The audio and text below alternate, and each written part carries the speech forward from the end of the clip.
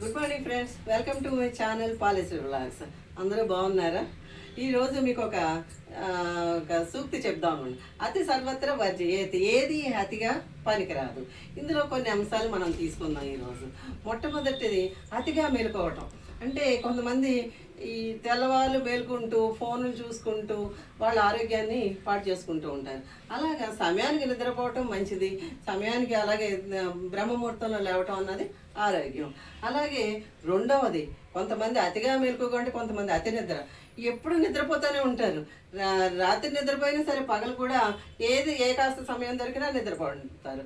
పగటి నిద్ర ఆరోగ్యానికి చేటు కాబట్టి పగలు ఏదో భోజనం చేసిన తర్వాత ఒక 5 నిమిషాలు అలాగా జస్ట్ రిలాక్స్ అవ్వడం బాగుంటుంది. కానీ మళ్ళీ 2-3 గంటలు నేను నిద్రపోతే కానీ మళ్ళీ రాత్రి నిద్రకి చేయటం అవుతుంది. అందుకని అతి నిద్ర కూడా పనికిరాదు. కొంతమంది అతి శుభ్రంతో పదే పదే స్నానం చేయటం, పదే పదే పొద్దుట మధ్యాహ్నం సాయంత్రం అని ఇలాగ రకరకాలుగా కొంతమందిలో ఉంటుంది ఈ ప్రవర్తన. ఇలాగా అతి స్నానం కూడా మంచిది కాదు. కొంతమంది ఉన్నారు కూర్చున్న చోటే పని చేయటం అనమాట. అంటే ఏదన్నా సరే కూర్చునే చేయాలి. ముఖ్యంగా ఈ సాఫ్ట్వేర్ ఉద్యోగాలు వచ్చాక వాళ్ళకి తప్పట్లేదు, కూర్చున్న చోటే పని చేయాలి. దీని మూలాన రకరకాల అనారోగ్యాలు పోస్తూ ఉంటాయి. అందు గురించి మధ్య మధ్యలో ఒక అరగంట లేచి అటు ఇటు తిరగటం, లేదా కొంచెం రిలాక్స్ అవ్వటం, ఇలాగా ఏదో ఒకటి చేయాలి. కానీ కూర్చున్న చోటే పని చేస్తే కనుక అది ఒబేసిటీకి అంటే వాళ్ళు ఒళ్ళు పెరగటం కానీ అలాగే రకరకాల సమస్యలు పనిచేస్తే ముఖ్యంగా గుండె సంబంధిత వ్యాధులు రావడానికి ఇది కారణం అవుతుంది అనమాట.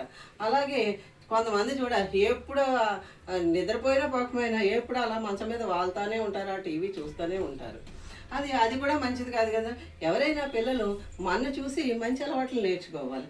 అందుకని మేము పెద్దవాళ్ళం, మేము ఇలాగే చేస్తాం, మేము ఎంతో కష్టపడి వస్తున్నాం అంటే నిన్ను చూసే నీ పిల్లలు నేర్చుకుంటారు.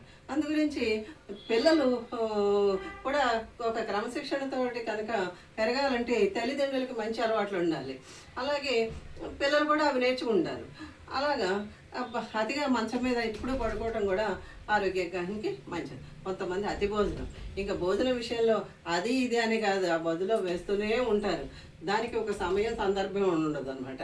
ప్రొద్దుట టిఫిను, మళ్ళీ ఏదో మధ్యలో స్నాక్స్ అని, మళ్ళీ భోజనం అని, మళ్ళీ సాయంత్రం స్నాక్స్, మళ్ళీ సాయంత్రం భోజనం, ఇలాగా ఒక పద్ధతి లేకుండా అతిగా తింటూ ఉంటే అది మన అనారోగ్యానికి కారణం అవుతుంది అనమాట.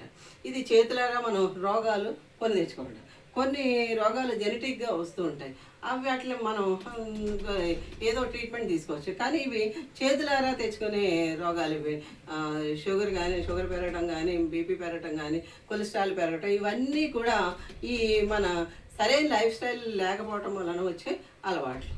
కొంతమంది వ్యాయామం మంచిదిగా అని చెప్పేసి తెగ వ్యాయామం చేసేస్తుంటారు. కొంతమంది ఇప్పుడు ఈ జనరేషన్లో చూస్తున్నాం, ఇది జిమ్కి వెళ్ళిపోవటం, గంటల పడి అక్కడ గడపటం, జిమ్లోనే కళ్ళు తిరిగి పడిపోయే పిల్లలను చాలామందిని చూస్తాను. అంటే సరైన ఆహారం తీసుకోకుండా అతిగా వ్యాయామం కూడా పనిచేయదు. ఏదైనా తగినట్టుగా చేస్తేనే ఆ పని యొక్క ఫలితం వస్తుంది. కాబట్టి అతి సర్వత్రా వర్జయతి, ఇదే విషయంలోనూ అతి అన్నది పనికిరాదు. నేను చెప్పిన ఈ అంశాలు మీకు నచ్చినాయి అనుకుంటున్నాను. మీకు నచ్చితే కనుక ఆ వీడియోని లైక్ చేయండి, షేర్ చేయండి, సబ్స్క్రైబ్ చేసుకోండి, కామెంట్ చేయండి. Thank you.